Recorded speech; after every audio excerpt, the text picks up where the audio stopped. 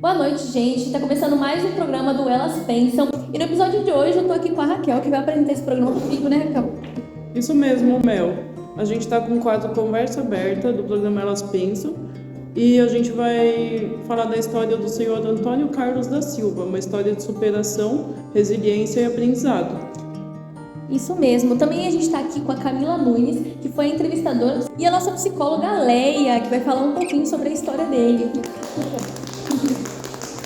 Muito obrigada, é um prazer estar aqui com vocês para compartilhar um pouco da história do nosso querido Antônio Carlos. Ele é uma pessoa muito simples, mas com uma sabedoria incrível. Legal, Camila. Me conta um pouco como foi conhecer essa história cheia de reviravoltas. Olha, ele fala com muito carinho da infância dele, ele brincava muito de bolinha de gude, de carrinho, né? E ele fala como os pais dele foram muito presentes na vida dele e como isso foi, assim, um alicerce para a vida dele até os 15 anos, mais ou menos, ali. Que legal, né? Essa base sólida ela é muito importante, né, para o desenvolvimento emocional da criança. Mas eu me lembro de ver na entrevista que ele falou bastante sobre o exército e como isso influenciou na vida dele, né? Conta pra gente um pouquinho. É verdade, ele disse que a experiência no exército foi, assim, uma experiência que mudou a vida dele. Foi da água pro vinho, ele fala, né? E uma das coisas que aconteceu muito nesse tempo no exército foi que ele aprendeu muito sobre disciplina e sobre resistir à pressão, né? Porque foi uma fase bem complicada para ele. Muito interessante, Camila. Inclusive, para tratar um pouquinho mais dessa ótica teórica, né? A Leia Souza, que é a nossa psicóloga, ela vai falar um pouquinho sobre a visão que a gente tem da vida do senhor Antônio Carlos. Seja bem-vinda, Leia. Obrigada, meninas. Eu vou falar um pouquinho sobre o senhor Antônio, que ilustra muito bem uma das etapas descritas pelo Erik Erikson, um dos principais teóricos do desenvolvimento humano. Segundo ele, entre a adolescência e o início da vida adulta, o indivíduo enfrenta um conflito entre identidade versus confusão de papéis, que é uma parte que o senhor Antônio, a gente vê muito nítido essa parte da teoria do Erik Erikson na vida dele. Aí, na fase de vida jovem, na parte jovem do seu Antônio, ele procura entender qual é o seu papel no mundo. O seu Antônio sai do exército, ele rompe esse ambiente do seguro da família, que era o seu alicerce, e entra no mundo cheio de regras, que é onde entra esse conflito da vida jovem para a vida adulta. Confusão de papéis, né? Sim. Como esse choque foi importante para ele construir essa identidade dele. Ajudar ele a se conhecer melhor. Exatamente. Ele vivenciou esse conflito de obediência e a liberdade. E isso levou a ele a amadurecer e a conseguir lidar melhor com a vida adulta. Mais tarde ele casa, ele viaja, ele busca independência e ele entra em uma fase que é a teoria do Erik Erikson, que é essa parte da intimidade versus isolamento, que acontece na vida adulta jovem. Nessa etapa, a pessoa busca entender, equilibrar a vontade de relacionar e o desejo de se manter uma vida de forma autônoma.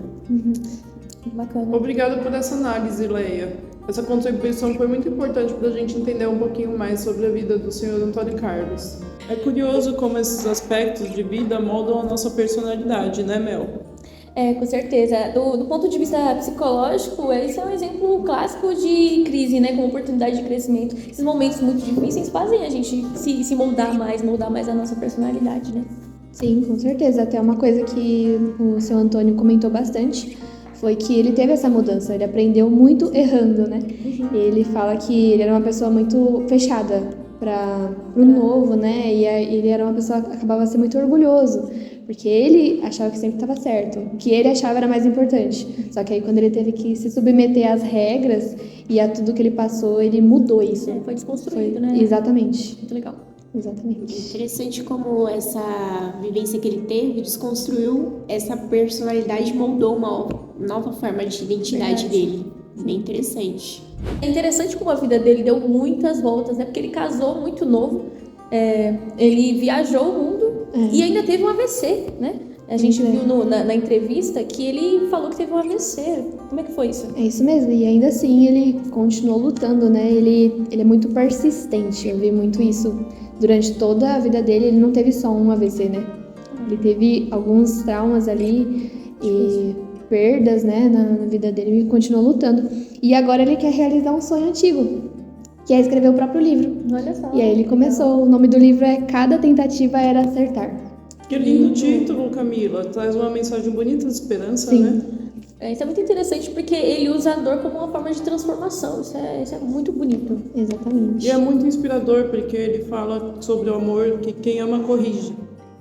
É isso mesmo, e ele até fala bastante sobre pessoas, né, à volta dele, sobre amigos que ele quer pra perto, né, ele fala que pra gente diferenciar amigo de colega, ele gosta bastante de trazer alguns ensinamentos, é uma pessoa muito sábia, e ele gosta de passar esse ensinamento pra frente, Mais né. velho, né? E- Experiência. Exatamente, e ele fala da importância de ter à nossa volta pessoas que torcem por nós, pessoas que nos apoiam, né? Ele deixa até um conselho para os jovens, ó, tenham vida própria, estudem, trabalhem e não dependam de ninguém, tenha uma independência. Ele falou isso bastante na nossa entrevista. Que legal. Eu já ouvi falar também sobre independência emocional. Esse exemplo se aplica, Leia? Sim, a dependência emocional é o poder de poder gerenciar suas próprias emoções. Legal, né?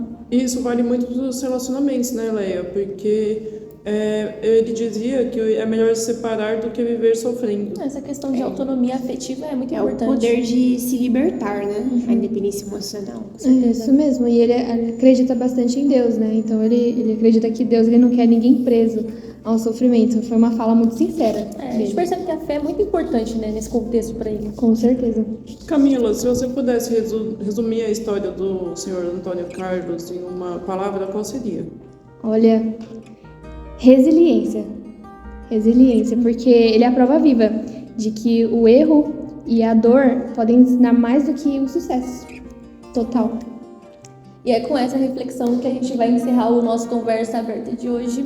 A história do senhor Antônio nos lembre de continuar sempre tentando.